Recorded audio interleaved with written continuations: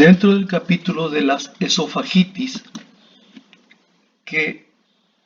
vamos a iniciar primero con la parte de generalidades y después de ir a algunas de las etiologías un poquitito más frecuentes, digamos así, de este tipo de patología del ducto esofágico. Empezaríamos hablando entonces de los métodos que son, digamos, en orden de frecuencia los más recomendables o los más recomendados y los de mayor utilidad. Empezaríamos entonces hablando de un proceso inflamatorio crónico que puede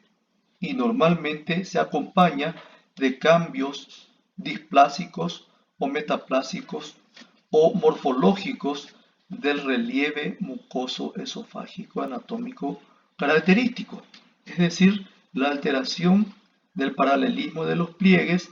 y asociado a veces también a trastornos de tipo retráctil ya consecutivo a procesos crónicos en el tiempo con destrucción de estructuras parietales del ducto y que son obviamente sustituidas estas lesiones por tejido cicatrizal con sus características de constituirse en procesos retráctiles que van, digamos, reduciendo la amplitud ductal y más que nada reduciendo la elasticidad y distensibilidad parietal regionales.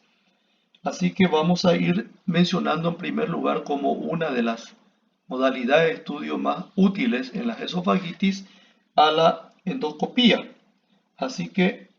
se constituye esto por encima incluso de la utilidad de los estudios varitados porque la visualización de daños internos es mucho más útil y mucho más fácil de detectar por un método endoscópico directo que hay veces que por lo mínimo de estas modificaciones iniciales ya escapan a la visualización o a la detección de un estudio radiológico varitado del esófago. Pero estas modalidades radiológicas varitadas son adecuadas en los casos ya moderados o severos del proceso de alteración de la motilidad, de la elasticidad y de las características anatómicas del interior ductal esofágico, pero cuando se trata de un proceso mínimo incipiente, puede estas alteraciones pasar totalmente, digamos, desapercibidas para un estudio radiológico contrastado y puede incluso inducir a falsos positivos y a la implantación de terapéuticas que no tendrían razón de ser quizá porque el proceso de alteración parietal del ducto esofágico es inexistente o fue desencadenado por imágenes, digamos, inespecíficas, totalmente banales en este caso. Así que vamos a ver entonces que las imágenes radiológicas varitadas se constituyen también en métodos útiles de detección, ya que vamos a ir observando alteraciones difusas, extensas de la característica anatómica habitual del relieve mucoso esofágico y la sustitución por pliegues totalmente, digamos, atípicos de una distorsión completa de este relieve mucoso y la aparición de algunas características como ser la presencia de microulceraciones o la presencia de granulaciones pseudopolipoideas que afloran hacia el interior del esofágico, asentando sobre la franja o el segmento afectado.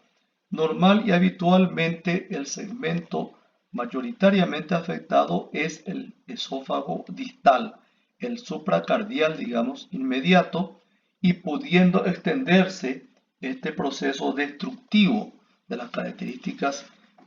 interiores y parietales y funcionales del esófago hasta el segmento medio y muy rara vez hacia el tercio superior del ducto.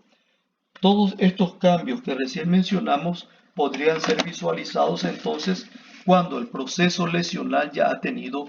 una prolongación importante en el tiempo y además ya haya tenido la ocasión de causar cambios anatómicos detectables por el contraste varitado empleado para estudios de este tipo de patologías. Cuando la severidad de este proceso de esofagitis es importante, se produce una disminución de la distensibilidad, decíamos, y a veces también la presencia de alteraciones de tipo ulcerado, de microúlceras en la superficie de la mucosa ya alterada, de la mucosa ya modificada en su disposición y también en sus características de superficie. Obviamente que estos procesos ya avanzados que cursan con lesiones de destrucción del relieve mucoso, no solamente morfológicamente alterado, sino también en su integridad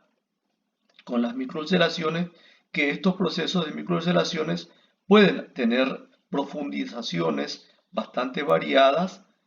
puede eventual y muy raramente desencadenar hasta en perforaciones esofágicas, pero lo frecuente es que se detengan en el espesor de la pared y puedan ocasionar entonces la consecuente sustitución del tejido propio del esófago, parietal del esófago, por tejido cicatrizal con sus características retráctiles que pueden tener, digamos, disposición muy variada en el sentido de ser segmentarias, en el sentido de ocasión de tomar o abarcar absolutamente todo el contorno esofágico en forma anular, etcétera, etcétera, pero se produce entonces una pérdida de las características,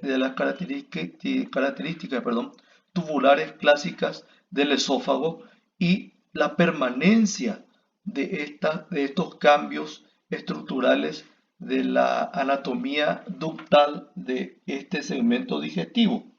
Así que estas características pueden ser debidas a varias causas,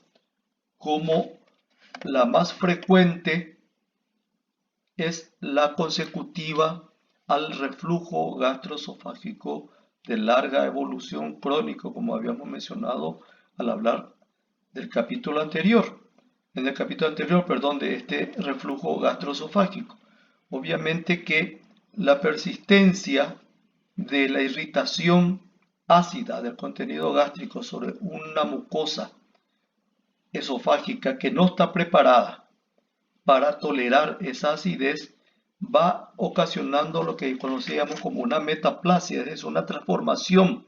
de las características de un epitelio plano, estratificado, a una característica columnar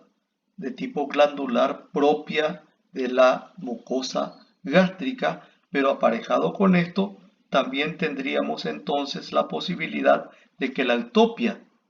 la ubicación fuera de lugar, llamémoslo así, de esta mucosa gástrica en el segmento supracardial del esófago, traería aparejada en un muy alto porcentaje la posibilidad de cambios displásicos y metaplásicos que irían, digamos, en dirección hacia un cáncer de ese segmento ductal. Así que en ese sentido vamos a mencionar que esa metaplasia, esa presencia de mucosa gástrica en un lugar que no le corresponde, que sería el esófago distal, llamamos y conocemos como esófago de Barrett, y las consecuencias de la persistencia de ese proceso irritativo del reflujo sobre esa mucosa ya alterada en su disposición histológica clásica, ya sustituida por una mucosa gástrica atípica y ectópica, estaríamos facilitando, digamos, la posibilidad de que allí asiente un desarrollo neoplásico que tiene un altísimo porcentaje de acompañar a estas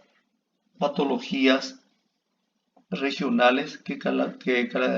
clasificamos como de la esofagitis. Otra variedad estaría ya relacionada con la ingesta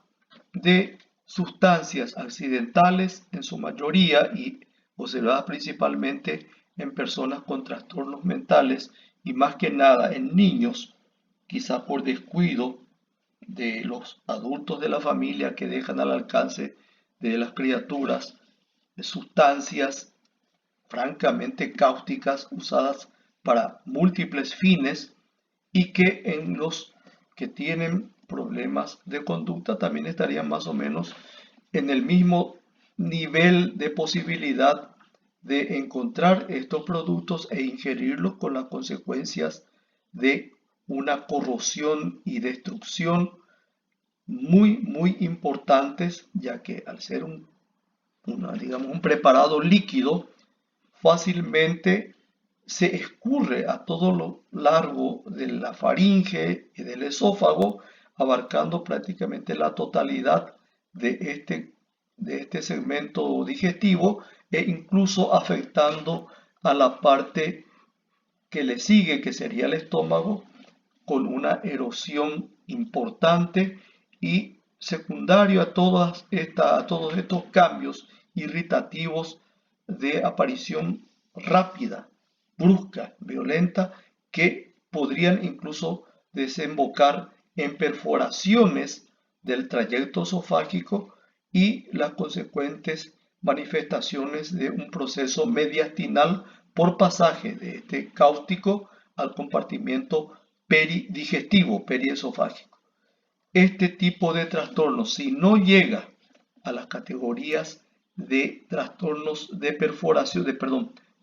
a la categoría de una perforación del ducto, estaría, digamos, secundariamente desencadenando un proceso de alteración completa del relieve mucoso esofágico y que también seguiría a esto en la sustitución de las estructuras parietales esofágicas por tejido cicatrizal que va a distorsionar por completo no solamente las características internas, las características del relieve mucoso, sino que también las características de un ducto de paredes elásticas, que es la que normalmente conocemos como propiedades del esófago. Así que no tiene precisamente una esofagitis por ingestión de cáusticos la posibilidad de progresar hacia un cambio neoplásico como lo que mencionamos hace un rato con el esófago de Barrett, sino que solamente atraer trastornos funcionales, anatómicos y de mucha severidad sobre las personas que han tenido la ocasión de, o la mala suerte, digamos, de utilizar a estos productos por vía oral.